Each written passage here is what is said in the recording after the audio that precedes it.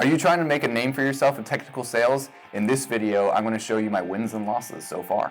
What's up, guys? I'm Alex. As Kyle said, I'm his business development manager currently. And when I first started out with Kyle, he gave me the opportunity to come in and be his project manager. You know, it kind of creates a really good view as to kind of like what we are doing as a company as a whole. Really shows us kind of like the step-by-steps, you know, now that I'm in sales, it's made it a lot easier because I'm able to pull back from that background of, hey, this is the kind of stuff that we offer. This is the kind of, timelines that it takes. These are the kind of customers that, we normally deal with.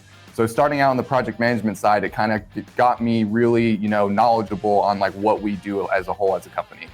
Like I've talked about this before, sales engineers, before they become a sales engineer, you could take a project engineer, they already know what you do, turn them into a sales engineer. I kind of feel like we kind of did that here, where like you knew everything about what we do, dealing with the customers, dealing with the projects, dealing with the team. Now you're selling those services. So would you agree that that was beneficial for you from a learning standpoint? Oh yes, I hands down believe that it was a really good benefit for me, just because I'm able to talk a little bit further than just what a basic salesman is going to be able to talk about, because I've been in those. I've been problem solving with clients. I've been problem solving with customers. I've been problem solving with the team. I'm able to really, relate back to issues that we've had. When a client comes to me and goes, well, this is something that I see as a problem, I can come back and go, hey, I've seen that as a project manager as a problem. We've gotten through to a solution on that problem, and we've also benefited from that solution.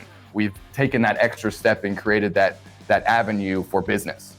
All right, guys, so this show is gonna be about how to crush your sales. And what we're doing is, it's gonna be a little bit of a behind the scenes of Alex and I talking about what we're doing here at MFG Tribe, even some of the clients that we work with, where we manage their sales teams. And as we build out our sales department and our force doing sales for clients, but it'll give you a little bit of an idea of takeaway from this show, the way that we do things, and apply it to how you should start thinking about stuff. So we're gonna go through a little bit of strategy and then actual tactical things that Alex is doing on a daily basis, conversations that we have, and how we run things through it. So the first thing we're gonna start with is the goal. Alex has his sales goal, his revenue goal of what he needs to hit to get all of those additional bonuses on top of his commission. And so everybody's got different goals, right? It may be $1 million, maybe $5 million, maybe $20 million, depending on who you're working with. But like I've said in past videos, and go to the YouTube channel and check these out if you haven't seen it, you have to start with the goal and work backwards. If your goal is $2 million a year of new business, divide it out and divide it by 12 and say, this is how much I have to hit on a monthly basis, because you can't track yourself against a monthly goal if you don't know what that monthly goal is. You never want to look at things from an annual standpoint. So Alex has his goal that he's got, but I want to get into like the activity standpoint. People hear me talk about, you got to make calls, you got to send LinkedIn stuff. So I want to hear from Alex and let Alex speak directly to you guys about breaking down like over 5-day week. What is he doing on a daily basis? How does he organize this stuff that maybe you guys can get some tips from, that little nuggets of things that if you start applying it, it might help you out. So Alex, break me down. You got 5 days in a week, working in the office, roughly 8 hours a day. What's the highest level overview that you try and keep yourself organized, besides like systems? Like what's the first step on how to organize your week? Well, I first of all go and I try and organize my days and my week. There's obviously going to be things that are going to pop up. There are going to be, fires that you have to put out throughout your week. I've actually started this new thing called time blocking, and I've noticed that it's actually a really big productivity increaser. You sit there and you take the tasks that you know specifically throughout the day that you're going to have to do. So one of my big tasks is obviously going to be cold calling, responding to clients' emails, those LinkedIn requests and everything like that. So I will take a chunk of 2.5 hours, normally in my afternoon time, around 1 to about 3:30. That'll be my time that I have laid out for specific cold calling. In the mornings, I'll sit there and I'll lay my time out of check my HubSpot tasks. And within this time blocking, you can do it from 15 minutes. You can have a small little task that is only going to take you 15 minutes, but putting that in your calendar every day. And I don't do my whole week, because you never know. You can't just sit there and plan on a Sunday. I mean, you can do a rough outline of what you're going to kind of do and what because every day you're going to have to make those cold calls. So that's one thing that you can put Monday through Friday. I know I'm going to have to take 2.5 hours to make my 100 cold calls a day. So I can put that in my schedule. Most of the time, my discovery calls that I have are already pretty booked through that week. So I know like, hey, as long as I can put this cold calling around my discovery calls, I'm going to be able to hit that mark. Somebody wants to book time with us, they go to the website and they can book time on your calendar that's integrated through HubSpot, which is integrated into our Gmail for the company. Now, if Alex did book out his entire week, every single day. What we would have to do is probably set up a second calendar where like this is Alex's sales calendar, because people are going to try and book time with him and be like, dude, this guy's got no time available because he's time blocked his week out. So he's doing it from a standpoint of he knows what he has to do every day, but he's not pre-planning every single day. Because if he says tomorrow from 1 to 3:30, I'm doing these cold calls, then if somebody tries to book time with him tomorrow from 1 to 3:30, we would work that out by doing a different calendar. If you guys want to do time blocking for the entire week, just set up a different calendar within your account and say, this is my sales calendar, because I can shift these tasks, right? These are like, you're blocking time where I know that these 3-5 things I have to do every single day. So I'm filling up my calendar, which is the no white space theory, which I've talked about before. You should have 0 white space on your calendar at any point of any day. You should be able to say, this is what I'm supposed to be doing. Now, obviously stuff comes up where it's like a fire, you got to handle something, an emergency, current customers, past customers, whatever, you deal with that. So you can divert away from it, but you're planning it like essentially a day ahead of time is what you're saying. Yeah, for the most part. And a lot of the time I'll actually even do it the morning of, I'll come in, a little bit early, 15, 20 minutes early before, some people are in here, and I'm able to, drink my coffee, kind of set my day up, because, for the most part, no discovery call, someone's going to come in and go, I'm going to book it that same day. So as long as you have in the morning, your time booked out, and you always leave yourself a little bit of space. You can leave it when Kyle says no white. Yeah, you don't want to see any whites. But you can even time block your lunch. Having a lunch and having that little bit of a break, that 15 minutes to eat or 20 minutes to eat, that can be a part of your time blocking. It shouldn't be something that your day revolves around is just your lunch, because hey, you might have a fire that you have to put out after a discovery call, and your lunch might have to be pushed back. But having just having those and doing your gym times even after work, having that time block as well, I've found it holds me accountable. It's also that private life that you have is holding you accountable of, hey, because I have it in my calendar, I'll be sitting at home and all of a sudden it'll pop up like, hey, it's gym time. You booked this time, it's gym time. Get up, go to the gym. Yeah, so it's almost like motivational. So breaking down your day, you've got cold calls that you have to do, right? And let's expand on that, because a lot of people have different opinions. I've always said 500 calls a week. That's what we do with a lot of our clients, and holding their salespeople accountable to 500 calls a week. You can pound out 100 in, let's say, depending on if you have to go through a phone tree, 2.5 to maybe 4 hours, you can do 100 calls. Yeah. Walk me through, and for everybody else to see, so it's not just me talking about it. Tell me your experience with the cold calls, pros and cons, and how you kind of organize that. Well, I mean, you obviously get, you get the days where you don't talk to somebody, and those days are kind of those rough days that you kind of get down on yourself. But my whole goal is to talk to somebody, because we can offer somebody something to help them in their sales and marketing avenue or their problems that they have. I have something that I can offer them. I'm not going to get too down on myself if I don't specifically speak to someone or make that discovery call. Even touching base with somebody, getting someone to recognize and give you like oh, hey, no, keep emailing me. We're not interested right now. Keep emailing me. You have to emailing me. You have to take that as a win.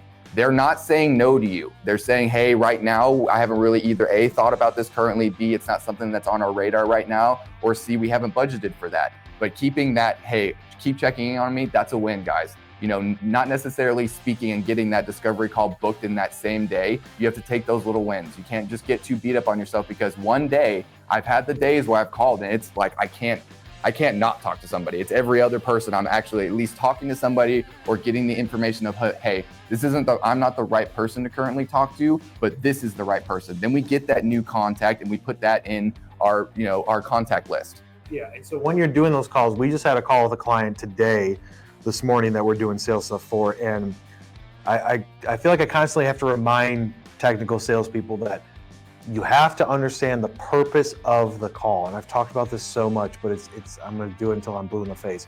If the purpose of the first call you're making, the second, the third, you're trying to get a hold of somebody, if the purpose is to get an RFQ, if the purpose is to book a discovery call, then all of your questions need to revolve around that being the end goal. If the person says, I'm not the person to talk to, you have to follow up with a question and say, okay, understand that. Who is the right person to talk to? You have to go through that process in your mind before you start calling. Because if you just go into like, I'm going to smile and dial and knock out these 100 calls because Kyle and Alex told me to, that's the wrong way of thinking about it. You can make tens and hundreds of millions of dollars on the phone by booking appointments, getting RFQs. If you go into it knowing this is what I'm trying to get out of this, so all of the conversation should be focused around it. Now, you can get diverted and people can go down a different path and maybe it leads to something else, or maybe they just hang up on you. But at the end of the day, you have to look at it from the standpoint of, if I'm trying, like Alex is trying to book a discovery call. If he calls you, his goal is to get you on a discovery call to learn more about what you guys are doing and how we could possibly help. The questions that he's going to ask on that call are going to revolve around it. Sometimes it works, sometimes it doesn't if he gets a hold of somebody, but you kind of got to be like fluid, right? Like you're going into it with a quote unquote script, but you know for the most part what step 2 is, right? Yeah, and I have also actually found, guys, that when you get talking to a person, maybe they're not the right person, but they give you that contact of the right person, you can use that. Hey, I talked to Sally over here and they gave me your contact information. That's a door opener right there. That's, hey, they've already talked to somebody. I know who the person that you're trying to contact knows who Sally is, works with Sally, already has a little bit of trust in that relationship. I spoke about it in the past about that relationship. That's a first step to relationship building. You've already been in contact with Sally. She's given you the contact to Bill. You're now, hey, I got your contact from Sally. That's that opening right there. And it's not some like sleazy sales things where it's like, you actually spoke to the person, right? Yeah. So building trust, you can't close a sale or have a sale without building that trust first. So as you're going through, so walk me through how we've organized, so we, as many people know, we're a HubSpot partner. We use HubSpot internally. We spend an insane amount of money monthly to manage that system and all of the features that it has. But walk me through, when it's time to cold call, what's your hit list? Who do you start with? Who do you end with, and how? And after you make the call, what are the steps that you do after that? So we have HubSpot ratings. We have the HubSpot score and who's opened, who's clicked on links, who's actually opened the emails that we sent, who's engaged with us. My top list, when I come in on the first set of calls that I'm going to do, I'm going to try and hit those guys because they change every day. There's, one day I might come in and the person might be at a 25 on our score, and the next day they come in there at 175. Just by clicking on opening an email and clicking on a link. Those are the people that I'm gonna try and contact first because they're gonna know the name. If I'm like, hey, I'm Alex from MFG Tribe, it'll trigger something. Hey, I think I got something from MFG Tribe, and it's easier for me to kind of relate to what I'm trying to sell them. Yeah, so starting with scoring, a lot of systems use it. Salesforce has it, HubSpot has it, a lot of CRM systems have it. It's basically, we've attributed a value to certain things they do. If they open an email, click an email, visit our website, pass it along, reply to an email, all that stuff has values associated with it, right? And so what Alex is saying is he starts with who has the highest score, because that's going to be the lowest hanging fruit, right? Yeah, exactly. Somebody that has engaged with our content. Call those people first. You leave them a voicemail. What do you do next? I normally see if they have a LinkedIn profile associated in the HubSpot, just because it's another way to touch base with them. You're calling their work phone. A lot of times, a lot of people aren't going to be checking their voicemails or something like that. So you're going to reach out on their LinkedIn. And being, in the manufacturing industry, the manufacturing world, we know that there's a lot of people that have the LinkedIn, and a lot of them are active on those LinkedIns. So I will go in and I'll connect with them on LinkedIn, and I'm not doing a sales pitch right off the bat because nobody likes that. Nobody likes, this is what I offer, and we all get those. I get those. I know Kyle gets 1,000 of them a day. Nobody wants to get that. Just connecting with them and poking them, getting that connection, because they will see that connection. They'll see, hey, Alex from MFG Tribe or Sally from whatever company you guys are from is trying to connect. And then you've sent them an email after I've done the call, after I've done that connection. I'll go and I'll send them a follow-up email of, hey, I kind of left you a voicemail, just wanted to touch base on what we can offer for you guys. Here's my phone number. We're not being super annoying. We're touching base in 3 different categories, and then we see how it goes. Yeah, so it's from a standpoint of like selling without selling, right? So you're going into it like, hey, we're trying to provide value, and for us, it's a lot easier because we have so much content where we talk about, here's how to do sales, here's how to do marketing, here's all the things that we do on a daily basis for our clients. We just open up the code and say, we show you everything that we have, all the tips, tricks, functions, SOPs, everything. And so Alex is coming in from a standpoint of, I'm trying to provide you with value. I'm not going straight into a pitch, right? And so leave a voicemail, send them an email saying, hey, I just left you a voicemail because you're trying to look for that preferred method of contact. If you can't get them on the phone, can you get them through email? Go to their LinkedIn, send them a connection request. Once they accept it, again, we're not going into it and selling it and saying, dude, you want to buy from me? Here's everything that we have to offer. Typically, then we allow them to look at what Alex's profile looks at. This is where the engagement in LinkedIn. If he's not posting in LinkedIn, they're going to go to his profile. Under activity, there's going to be nothing, right? So talk quickly about that side note of your time on LinkedIn from like a posting, sharing, engaging? What are you doing on a weekly basis? So currently right now, I'm trying to share at least 3 times a week. I don't have as much content as Kyle obviously puts out himself. So he's sharing that 5 times a week. My goal is to share 5 times a week. Having that consistency in sharing, people will be able to, as he said, scroll through your posts and see, oh, he's consistently sharing. He's actually talking about things that I either A, have interest in, or B, could use help in. And that consistency on that. So I'm trying to do a little bit of posts. I'm trying to give, a little bit behind the scenes.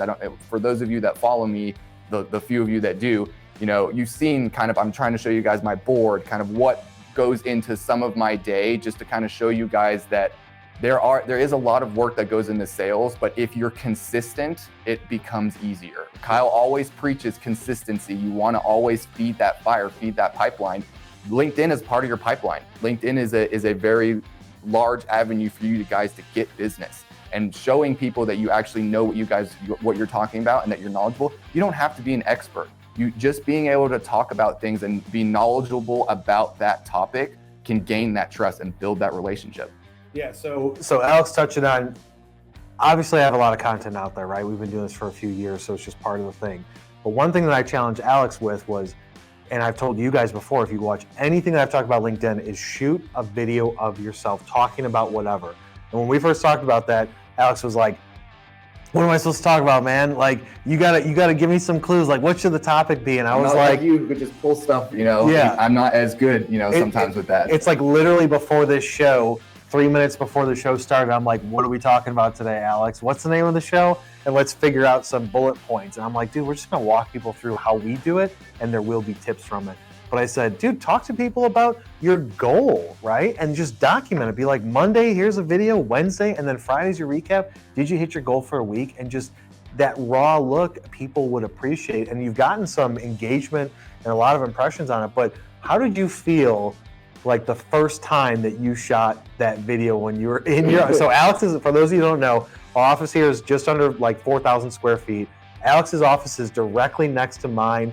And because of how the walls are laid out and we have front-facing windows along one of the walls, I can hear stuff that goes on in his office. He can hear everything that goes on in mine. So I heard him recording it, even with doors shut. I could still hear him recording it. Talk to me about what was going on in your head when you were like about to do that video. I'm overthinking it. It's one of the things where I'm trying to sit there and I'm trying to like pull in my inner, Instagram influence or something like that. And it's really not that. It took me 5 to 6 takes on my first one, guys. I'm not going to lie to you. It's not something that comes to me super easily. And it probably won't come to a lot of you easily, but the more you get doing it, the more comfortable you are.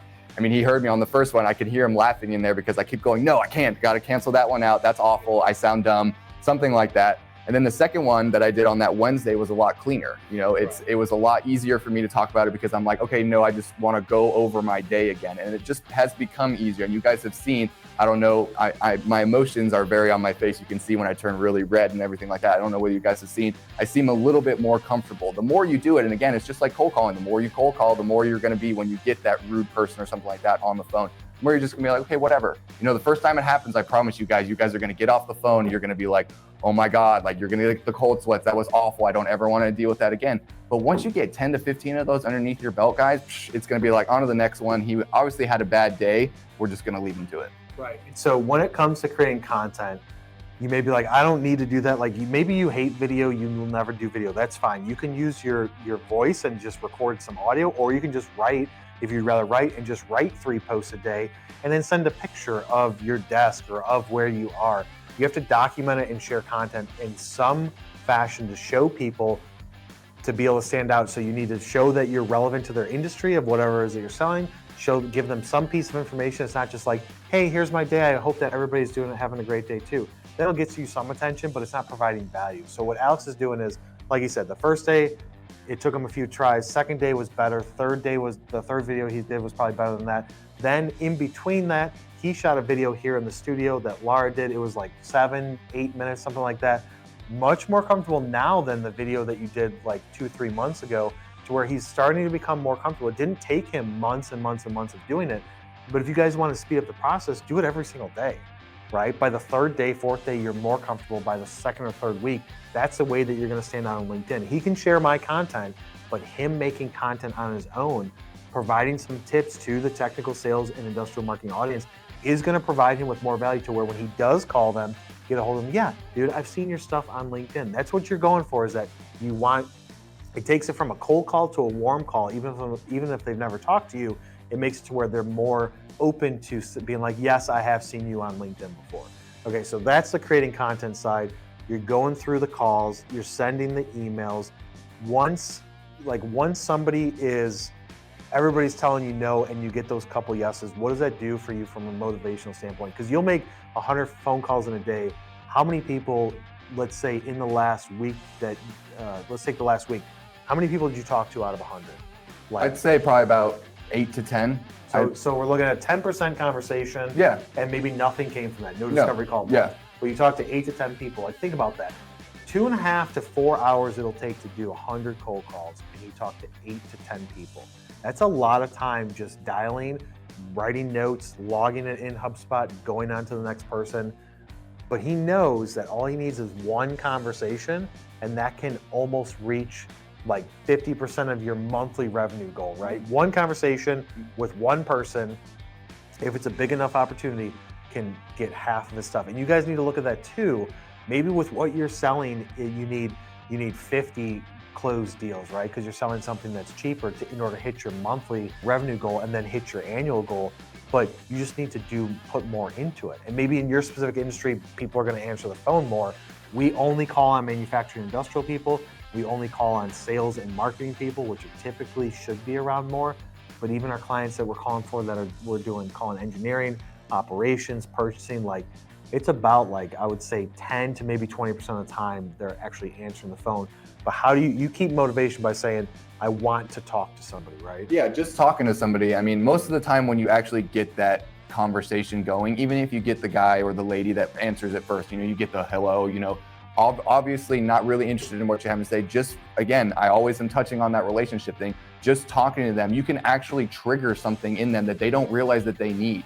You're not necessarily going through your whole pitch, just kind of like talking. If they're giving you the opportunity to talk to them a little bit. Maybe they're not the correct person to talk to currently, but asking them the questions is hey, what are you guys currently doing? And if they're giving you the answers to that, they're giving you an opportunity to sell. They're giving you an opportunity to talk to them and giving you the opportunity to push that to the next level.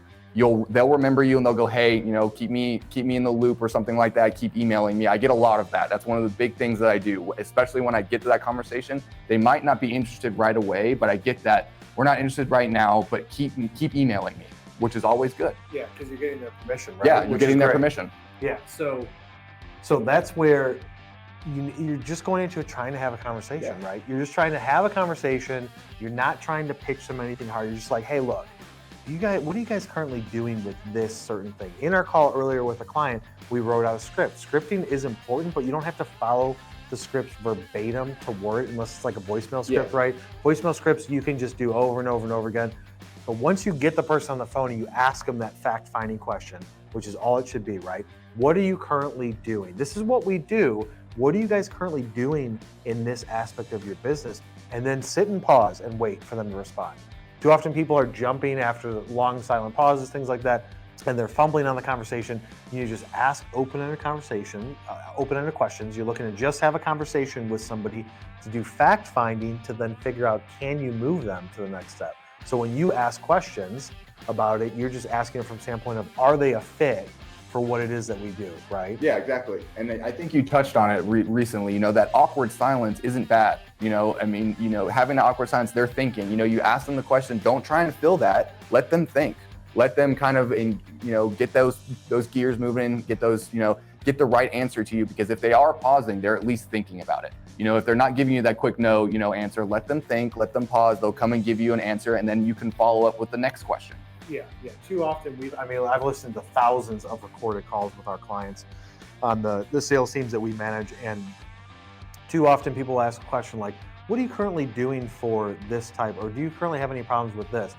The person on the other end of the line, because you can't see them, right? It's just a phone. They could be saying, well, and then so there's that awkward pause, right? And then the salesperson jumps in and asks another question, doesn't even let them respond, right? It's like you're interrupting them. Just let them respond and then ask your next question. Yeah, and I find, asking those questions, letting them respond, and then actually waiting for them to finish. that's a big thing that I see a lot of the times. A salesman has something, they're like, I got to say it. Like they've touched something on, the salesman knows that, hey, I can touch on that. Let them finish their whole thought process out and then touch base and then say what you're going to say. That's why you have notebooks, guys. You can sit there and you can write down, hey, touch base on this. I know that sometimes you get too much stuff that you're trying to give to them, but having that note, hey, okay, once they're done, let me touch on this, because they know what they just said. And even if it was something at the beginning of their statement, you touching back on that will also get them to recognize that you're paying attention to them. Yeah, it's all about listening. We've gone through, set your annual revenue goals, right? Break it down into monthly, then look at it from an activity standpoint. Most people underestimate the amount of activity it's going to take to hit that annual goal. They'll say, if I want to do $1 million in revenue, that means I need to close 10 deals at $100,000. And then that means that I'm going to have to make 100 phone calls to get 10 deals or whatever it is. You underestimate typically how much time it's going to take to get put into the system to get the output back of what you're looking for. So looking at it from an activity standpoint, we typically recommend 500 calls, but we do have people that are going to be making more than 500 calls a week. It just depends on what part of your day is chunked out, right? If you're only doing the phone calls, if you're a business development specialist and you're teeing up conversations for your business development manager, sales engineer, whatever, then you're smiling down for 8 hours a day. You can make 200 calls, 300 calls, depending on how those conversations are. But you have to set a high number. Now, those veteran technical salespeople are probably looking at me like, dude, I ain't making 100 damn calls a day. That's fine. You don't have to. I can guarantee that your revenue goal is not where I would put it if I was in your situation. So maybe increase your revenue goal. And you may say, oh, dude, they wouldn't pay me that. Ask your boss if there's a cap on how much money you can bring in. And if there is a cap, say that that's what I want to go after. I want to bring in $10 million, $20 million worth of business this year alone, or whatever it is in the next 18 months, and then work backwards from that goal, but triple down on the activity. And take these tips that Alex is saying. Do some time blocks. Once you do your time blocks, you say, this is what I'm going to be doing from this amount of time. Go into your CRM system and say, this is what I have to do right now. I'm going to go through these people. I filtered them in some way based on a scoring, based on engagement, whatever it is, and just go. And you can't only go after the people at the highest level, right? You'd be shocked at conversations of people that are like, dude, I didn't engage at all. And Alex calls them and we end up doing a quote. Maybe they become a customer. Exactly. Right? Happened. Guys, just because they don't open things either, that just because we touched on getting those high HubSpot scores or whatever CRM system you're using, doesn't mean don't go and touch those people that haven't engaged. Those people that haven't engaged might be not engaging because they haven't seen it. Yeah. And if you bring them something that they're interested in, they're going to go, oh my gosh, I could actually use that. Just because I haven't seen your emails, or just because, they don't have a LinkedIn, still reaching back out to them. And just because they don't have that LinkedIn, linked specifically to your CRM system, why don't you go out and type them in? The company they work for, most companies have that company page. Just, looking at that is also a really good opportunity. Yeah. So you make the phone call, you send an email letting them know that you left a voicemail. Then you find them on LinkedIn and send them a connection request. You're not trying to sell them. You're just trying to connect with them. It's going after the omnipresence, right? Being everywhere all at the same time. From a LinkedIn standpoint, you have to produce some vulnerable content. If you can be somewhat comfortable on video, shoot a video like Alex did. Go check out his page after you watch this. Those were the first 3 videos at this broadcasting time that he's ever done where it's camera facing him and he's recording himself.